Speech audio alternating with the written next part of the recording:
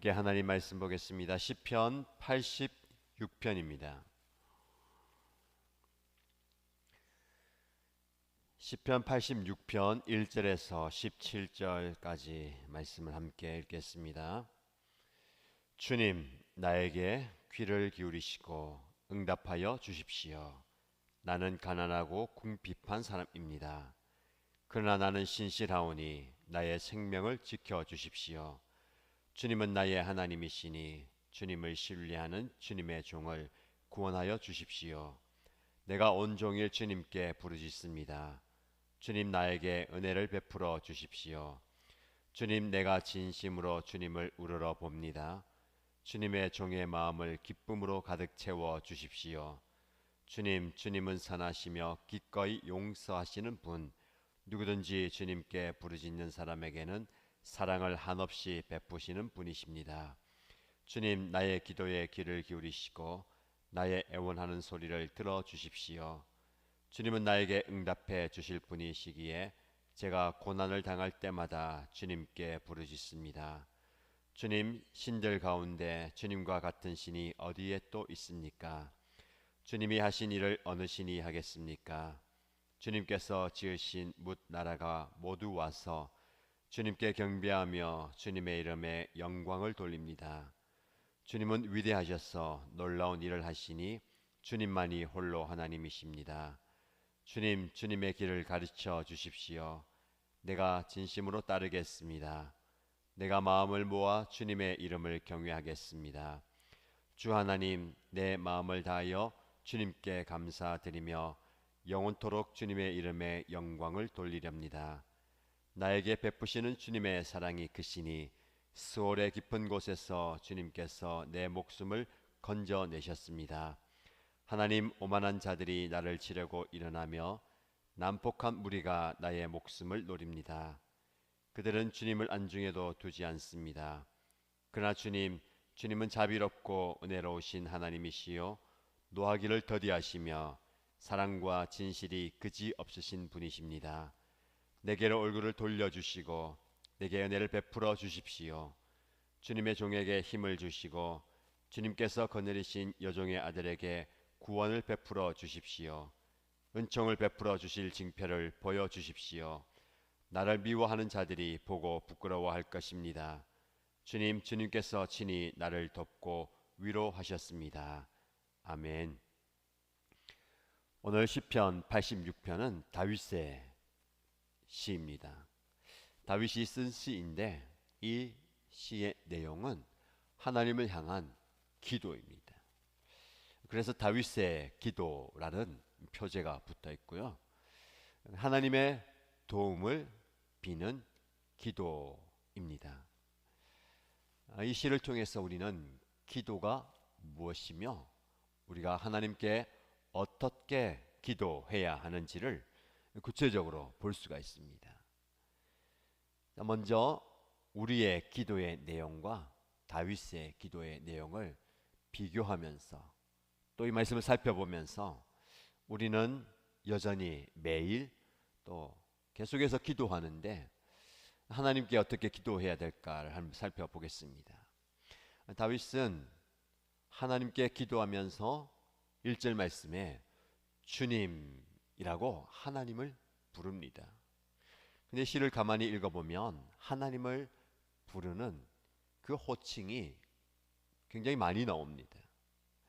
1절에도 주님하고 이 시를 시작하면서 3절 중반절에 보면 주님, 그리고 4절에도 주님이라고 부릅니다. 계속 살펴보면 5절, 6절, 8절, 그리고 11절, 12절에는 주 하나님, 14절에는 하나님, 그리고 15절에도 주님, 그리고 마지막 절에도 주님이라고 부릅니다. 우리가 기도할 때에 주여라고 부르는 것처럼 다윗도 하나님을 주님이라고 10번 이상 부릅니다. 이 하나님을 주님이라고 부르는 것은 단지 자기의 마음을 토로하는 그리고 원하는 것을 구하는 기도 이전에 기계적으로 혹은 반복적으로 주님을 부르는 게 아니라 하나님과의 인격적인 관계를 표현하는 모습입니다. 그는 하나님과 깊은 관계를 맺은 사람입니다. 양을 치는 목동의 시절뿐만 아니라 하나님께서 기름 부으셨지만 사울의 뒷쫓음으로 인하여서 광야와 동굴 속을 헤맬 때도, 그리고 하나님께서 그를 왕으로 세우셔서 사명을 이루는 그 순간순간, 매 순간 그는 하나님과 동행하고 하나님과 함께했던 사람입니다. 그것을 우리는 관계라고 말할 수 있습니다. 단지 하나님의 말씀에 순종해서 시키는 것을 기계적으로 행하고 우리가 원하는 것을 하나님께 아뢰면서 응답을 받는 그런 수직적인 관계가 아니라 하나님과 동행한다는 것, 늘 옆에, 내 옆에 계시는 분, 그리고 그와 함께 걸음을 걸어가는. 그래서 다윗은 시를 쓸 때에 항상 하나님과 동행하는 그 모습을 잘 표현했습니다. 그 동행 관계의 극치를 보여주는 시가 바로 시편 23편 아니겠습니까? 여호와는 나의 목자시니 내가 부족함이 없으리로다. 그가 나를 푸른 초장으로 인도하시며 실만한 물가로 인도하신다. 광야의 깊은 골짜기를 다닐지라도 내가 해를 두려워하지 않을 것은 주께서 나와 함께 하심이라. 하나님이 나와 함께 하신다는 동행의식, 이것이 바로 관계의 절정입니다. 하나님은 저와 여러분과 언제나 함께 하십니다. 그 인격적인 관계 속에서 하나님을 주님이라고 부를 수가 있는 겁니다. 저와 여러분들이 하나님을 어떻게 부르고 계십니까? 기도의 출발점은 하나님과 저와의 인격적인 관계에서 시작됩니다.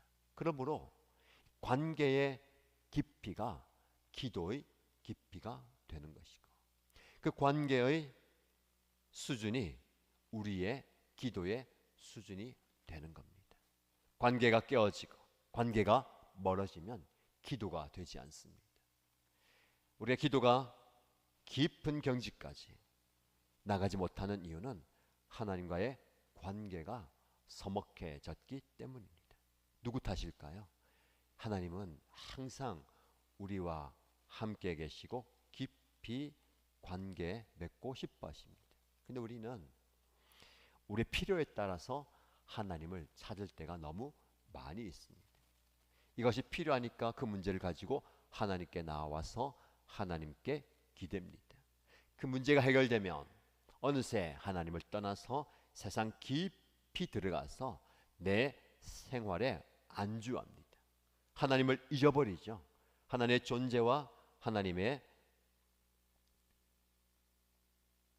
모습을 기억하지 못하고 내 생활에 분주하다가 다시금 어떤 문제를 발견하면 하나님께 나와서 쭈뼛쭈뼛 혹은 어색하게 하나님께 하나님 그래도 내 문제를 아시지요 하고 다가옵니다.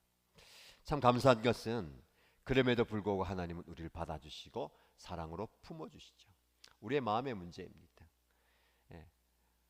멀어진 것도 아니고 서먹해진 것도 아니지만 우리가 등을 돌리고 멀리 떠났다가 돌아올 때 마치 탕자가 아버지 집에 오는 것처럼 쭈뼛쭈뼛하면서, 그러나 아버지는 벗은 발로 그를 안아주고 품어주고 잔치를 베풀고 기뻐하고 즐거워하는 그 모습이 우리의 모습 아닙니까? 먼저 하나님과의 관계를 설정하고 기도를 시작해야 되겠습니다. 자, 다음 기도의 모습을 살펴보는 것은요, 기도의 내용인데 다윗은 이 시편을 통해서 기도의 내용을 4가지를 전해줍니다. 첫 번째는 자신의 형편을, 자신의 처지를 솔직하게 고백합니다. 1절 말씀 보세요. 나는 가난하고 궁핍한 사람입니다. 자신의 처지를 이렇게 솔직하게 이야기합니다. 가난하고 궁핍하다. 다윗이 모든 것을 잃어버리고 광야에 있을 때에 가난하고 궁핍했죠. 그럼 왕이면서도 그 왕의 자리에서 여러 번이나 그 위치를 위협받고 쫓겨났습니다. 돌아다니는 그 모습 통해서 나는 가난하고 궁핍한 사람입니다. 물질적으로 그렇다고 표현할 수도 있습니다. 그러나 우리가 정말 가난해지고 궁핍한 것은 물질이 없어서가 아닙니다. 그런데 우리는 그것이 다라고 생각하죠. 물질이 있으면 편안할 수 있습니다. 내가 원하는 것 누릴 수도 있습니다. 그러나 그 와중에 우리는 마음이 가난해지고 궁핍해질 수가 있습니다. 가난하고 궁핍한 사람입니다. 결핍이 있다는 것이죠. 그래서 채움이 필요하다라는 고백입니다. 그러나 나는 신실합니다. 하나님을 의지한다는 겁니다. 가난해졌고 궁핍해졌지만 저는 하나님을 의지합니다. 그리고 4절 말씀 보시면 내가 진심으로 주님을 우러러 봅니다. 자기의 마음 상태, 처한 상황을 솔직하게 고백합니다. 하나님께 기도할 때에 이런 자세가 있어야 되겠습니다. 하나님, 저는 이렇습니다. 이런 상황입니다. 그런데 내가 너무 힘이 듭니다. 아픕니다. 그렇지만 저는 여전히 하나님을 신뢰합니다. 의지합니다. 주님께 나왔습니다. 기도합니다. 그래서 여러분, 내 처지와 형편을 얘기할 때에 간구 이전에, 구하기 이전에 내 모습이 이렇습니다 라고 고백하시기 바랍니다. 사실 하나님은 우리의 처지를 다 아시잖아요. 말씀드리지 않아도, 말하지 않아도 다 아시지만, 관계는, 교제는 솔직함입니다. 부부 관계도 마찬가지고 공동체 안에서의 관계도 마찬가지고, 말하지 않아도 다 알겠지라고 입을 다물어 버리면 이 관계의 진전이 없는 겁니다. 관계의 진전은 알지만 나의 형편과 처지를 이야기하는 거예요. 그래서 목장 모임할 때에 삶을 나눈다는 것은 굳이 내가 이것을 왜 얘기하느냐, 얘기한다고 그들이 문제를 해결해 줄 것도 아니고, 얘기한다고 그들의 마음만 어려워질 뿐이지 아닙니다. 내 마음의 상태와 내 처지를 이야기한다는 것은 함께 공감하는 거예요. 아, 그렇구나. 그분의 처지가 이렇구나. 그래서 그의 마음가짐과 상태가, 감정이 이렇구나 하고 공감해 주는 거예요. 하나님도 저와 여러분의 기도를 들으시면서 공감해 주기 원하시는 겁니다. 차이가 뭘까요? 사람에게 나눈 것과 하나님께 나누는 것. 사람은 이렇게 생각할 수 있습니다. 내가 이야기한다고 무슨 도움이 있을까? 그가 나를 도와줄 수 있을까? 해결해 줄 수 있을까? 그럼 하나님께 이야기한다는 것은 내 감정과 상황을 공감할 뿐만 아니라 그 다음 단계까지 나아갈 수 있습니다. 뭘까요? 하나님께 상황을 알을 뿐만 아니라 피할 길과 해결할 수 있는 방법들을 구하는 겁니다. 다윗의 기도를 보면 자기의 형편을 이야기할 뿐만 아니라 구하는 기도가 나옵니다. 하나님, 내가 가난하고 궁핍합니다. 나에게 귀를 기울여 주시고 나의 기도를 응답해 주십시오. 나는 그래도 신실하게 하나님을 신뢰합니다. 나의 생명을 지켜 주십시오. 저는 주님을 신뢰합니다. 주님의 종을 구원하여 주십시오. 나에게 은혜를 베풀어 주십시오. 나에게 마음의 기쁨으로 가득 차게 해 주십시오. 나의 삶 가운데 하나님의 얼굴을 돌이켜 주시고 은혜를 베풀어 주십시오. 종에게 힘을 주십시오. 은총을 베풀어 주시고 나를 도와주시고 위로하여 주십시오. 하나님께 우리의 마음을 만져주시고 상황과 형편 가운데 감당할 수 있는 힘과 은혜를 달라라고 기도합니다. 이 간구라고 얘기할 수 있잖아요. 하나님께 간구하는, 간구가 있어야 됩니다. 근데 여기서 끝나면 안 됩니다. 우리가 기도할 때에 이까지는 할 수 있어요. 하나님, 제가 힘듭니다. 아픕니다. 상황이 이렇습니다. 하나님 도와주십시오. 하나님 문제를 해결해 주십시오. 은혜와 힘을 주시고 위로하여 주옵소서. 우리가 기도하지 않습니까? 근데 시편의 말씀을 읽어보면 거기서 한 단계 더 나아가야 합니다. 무엇일까요? 하나님이 어떤 분이신가 고백하고 선포하는 겁니다. 여러분 시편을 읽어보면 많은 구절이 하나님은 어떤 분이시다, 하나님은 이런 분이시다라는 고백과 선포가 상당히 많이 있습니다. 오늘 본문의 말씀에도 보시면 하나님은 어떤 분이시다라는 고백이 많이 나옵니다.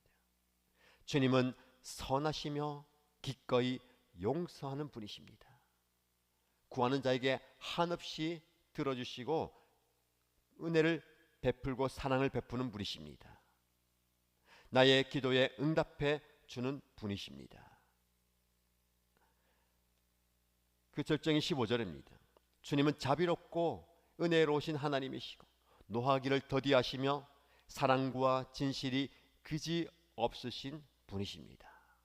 여러분 다급한데, 이 다급한 기도할 때는 우리가 이것을 빠뜨릴 때가 참 많이 있습니다. 구해야 되잖아요. 원하는 것을 아래놓고 쉼없이 토로해야 되잖아요. 근데 우리가 놓치는 부분이 이 부분이에요. 하나님은 나의 구원자이시고 나의 기도를 들어주신 분이고 나에게 한없는 사랑과 은혜를 베푸는 분이십니다. 하나님은 여전히 나의 구원자이시고 나의 피할 바위시고 나의 모든 것이십니다라는 고백 그리고 선포가 필요합니다. 여러분 이것이 기도의 깊은 자리에까지 나가는 비결입니다. 여러분 교제라고 얘기했잖아요. 교제는 상호 교통이고 주고받음입니다. 근데 우리는 하나님께 일방적인 이야기 쏟아냄이 많이 있습니다. 주고받는다는 것은, 공감한다는 것은, 하나님이 내 상황과 마음을 공감해 주기 원한다면 우리도 하나님을 공감해 드려야 되는 거예요. 이것이 하나님이 어떤 분이십니다, 내 삶 가운데 하나님이 이렇게 일하셨고 역사하셨습니다 라는 하나님에 대한 인정과 칭찬과 고백이 하나님과의 깊은 관계의 비결입니다. 자, 오늘 본문의 말씀을 통해서 우리는 기도에 대해서, 기도의 내용에 대해서 살펴보았습니다. 네 가지를 기억하십시오. 주님을 부르실 때에 단지 그를 부르는 기계적인 반복적인 습관적인 호칭이 아니라 하나님과의 깊은 인격적인 관계에서 기도가 들어간다는 것. 그리고 여러분의 상황과 형편과 처지를 솔직하게 아뢰십시오. 그리고 간구하십시오. 원하는 것을 구하십시오. 그러나 놓치지 말아야 할 것은 하나님이 어떤 분이십니다라는 입술의 고백과 삶의 고백을 드려야 합니다. 자, 이것이 우리가 하나님께 드려야 할 기도의 내용입니다. 자, 말씀을 마무리하면서 그러나 기도가 무엇이다라는 것을 정확하게 정의하고 기도 드릴 필요가 있습니다. 오늘 우리가 묵상하는 묵상집 매일 성경 수준 보면 우리에게 주는 교훈의 마지막 절 구절이 굉장히 우리가 좀 깊이 묵상하면서 붙들어야 할 구절입니다. 제가 이 책에 있는 내용 그대로 읽어드릴게요. 나의 기도가 문제를 해결하는 열쇠가 아니라 삶의 길을 발견하는 해답이 되게 하십시오. 제가 이 말씀을 읽고 묵상하면서 정말 그렇다, 우리가 놓치고 있는 것이 참 많았다. 다시 한번 말씀드릴게요. 나의 기도가 문제를 해결하는 열쇠가 아니라, 우리 이렇게 생각할 때 참 많았잖아요. 문제가 생겼습니다. 어려움이 생겼어요. 고민이 있습니다. 해결을 내가 하지 못하겠어요. 기도하면 이 문제를 해결해 주는 열쇠. 열쇠는 무엇입니까? 이 문을 열고 들어가기 위한 도구예요. 그렇게 기도를 쓸 때가 참 많아요. 열쇠는 필요할 때만 찾는 겁니다. 이 문을 열거나 뭔가 찾을 때에 어디에 들어가 있는데 열쇠, 차를 타기 위해서 차 키를 찾고 이용하잖아요. 기도를 그렇게 사용할 때가 참 많습니다. 그렇게 사용하는 도구, 그게 아니라 삶의 길을 발견하는 해답, 이게 기도입니다. 우리는 어떻게 해야 할지 어디로 가야 할지 모릅니다. 그게 지극히 당연합니다. 한치 앞을 가릴 수 없는 안개가 자욱한 그 길을 가는데 열쇠가 아무리 많으면 뭐합니까? 차키가 아무리 많으면, 좋은 차키를 들고 있으면 뭐합니까? 갈 수가 없습니다. 그 열쇠가 중요한 게 아니라 삶의 길을 발견하는, 이 길이 내가 가야 할 길이구나. 해답. 문제를 풀고 나아가서 그 다음으로 가는 그 길을 찾는 거예요. 그래서 11절 말씀에 다윗의 기도 중에 중요한 기도가 주님, 주님의 길을 가르쳐 주십시오. 내가 전심으로 따르겠습니다. 내가 마음을 모아 주님의 이름을 경외하겠습니다. 이 고백이 저와 여러분의 고백이 되길 바랍니다. 기도의 시작은 하나님, 저는 가난합니다. 궁핍합니다. 도와주십시오. 이 문제를 좀 해결해 주시고 좀 더 나아지고 싶습니다라고 기도를 시작했지만, 기도의 중심과 마침은 주님, 내가 주님의 길을 가르쳐 주실 때에 그 길을 따르겠습니다 라는 고백. 기도는 문제를 해결하는 열쇠가 아니라 기도를 하면서 길을 발견하게 되는 겁니다. 기도를 통해서 주님이 가르쳐 주시는 그 길을 발견하게 되시고 그 길을 따르는 저와 여러분 되기를 주님의 이름으로 축복합니다. 기도하겠습니다. 하나님 아버지, 다윗의 고백이 우리의 고백이 되길 원합니다. 주는 나의 하나님이십니다. 그 하나님께 자신의 상황과 형편을 다 토로하면서 간구할 때에 하나님의 길을 깨닫게 하시고 하나님의 길을 걸어간 이 시편의 기자처럼 우리도 또한 주님의 길을 걸어가기 원합니다. 답답한 심정을 가지고 어려운 마음을 가지고 주님의 전에 나와서 삶의 자리에서 기도하지만 우리의 기도의 마지막은 하나님께서 보여주시는 그 길을 발견하고 기쁨으로 즐거움으로 감격에 겨워서 한 걸음 한 걸음 걸어가게 하여 주옵소서. 바른 길 옳은 길을 가는 저희들 되기를 소원합니다. 그렇게 인도하여 주옵소서. 그렇게 역사하실 하나님이 나의 주님이신 것에 감사하며 그 주님과 함께 동행하는 오늘 하루가 되게 하여 주옵소서. 은혜 주실 줄 믿고 살아계신 예수님의 이름으로 기도드립니다. 아멘.